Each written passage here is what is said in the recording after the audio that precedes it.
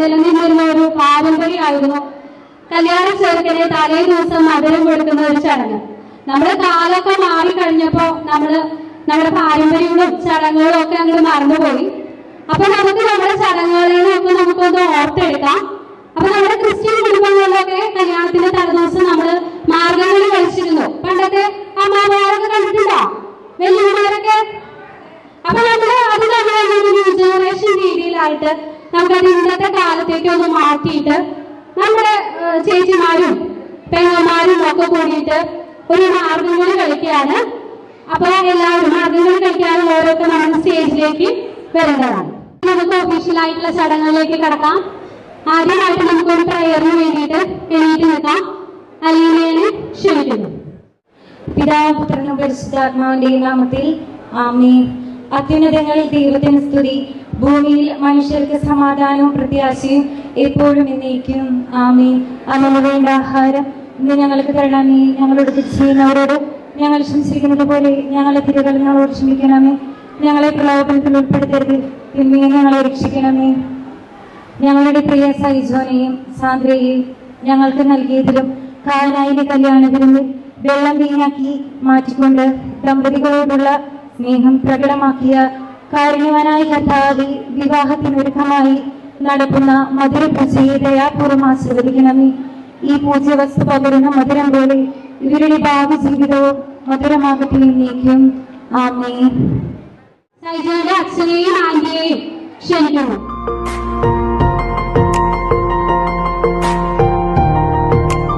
അപ്പൊ നമ്മുടെ പാരമ്പര്യം അനുസരിച്ചിട്ട് നമ്മൾ ആദ്യം ചെറുക്കന്റെ വാ കഴുകി കുപ്പിക്കുക എന്നുള്ളൊരു ചടങ്ങ് പണ്ട് നടന്നിരുന്നു. ഇതിന്റെ ഐതിഹ്യം എന്ന് പറയുന്നത് നമ്മുടെ സൈജോ അത് കല്യാണ ചെക്കൻ ഇതുവരെ വിചാരത്താലും വാക്കാലും പ്രവർത്തിയാലും ഒക്കെ ചെയ്ത തെറ്റുകൾക്ക് നമ്മൾ സമൂഹത്തിനോട് മാപ്പ് അപേക്ഷിക്കുകയാണ്. അപ്പൊ ആന്റി ഇന്ത്യയിൽ നിന്ന് വെള്ളം കൊടുക്കും.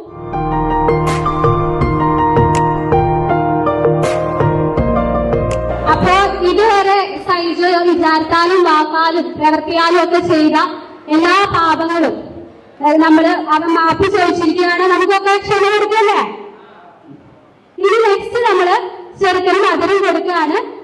അച്ഛൻ മധുരം കൊടുക്കുന്നതായിരിക്കും. 3 പ്രാവശ്യം ചോദിക്കും നമ്മളോട്. അപ്പൊ നമ്മൾ ആദ്യത്തെ 2 പ്രാവശ്യം പറയണം. കേട്ടില്ല കേട്ടില്ല കേട്ടില്ല അച്ഛൻ പറഞ്ഞത് കേട്ടില്ലെന്നേ. ഇനി 3-ാം പ്രാവശ്യം ചോദിക്കുമ്പോ കേട്ടല്ലോ കേട്ടല്ലോ കേട്ടല്ലോ അച്ഛൻ പറഞ്ഞത് കേട്ടല്ലോ എന്ന് പറയില്ലേ? പാടില്ലേ? റെഡിയിൽ പറയാൻ എല്ലാവരും കൊടുക്കാൻ പറ്റുള്ളൂ. ഓക്കെ.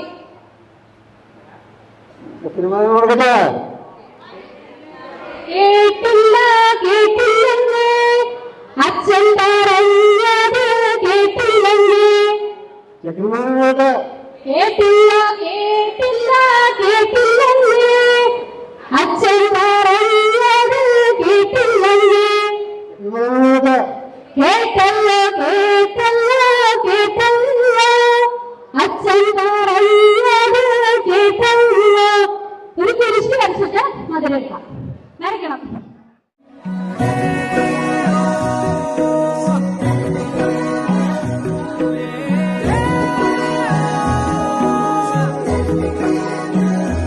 मेरी हरकतें क्यों बदल रही है जब से मुझको तू मिली है, तब से है बड़ी हैरतें.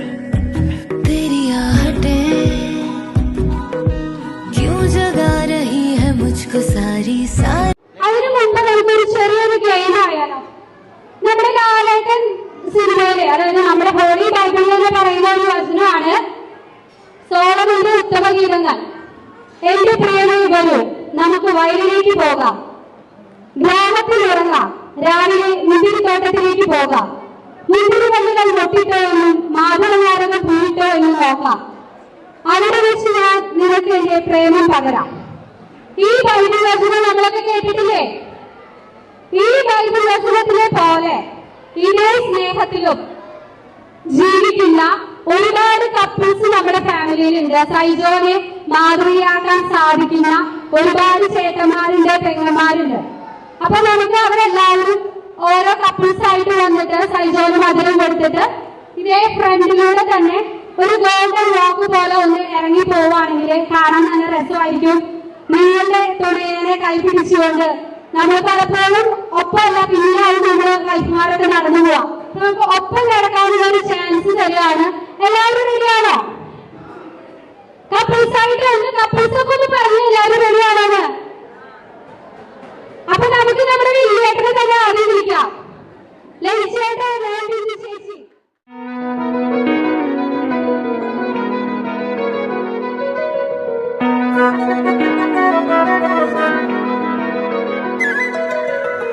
मेरी यारा तारुशनैया संग संग तेरी परछाइयां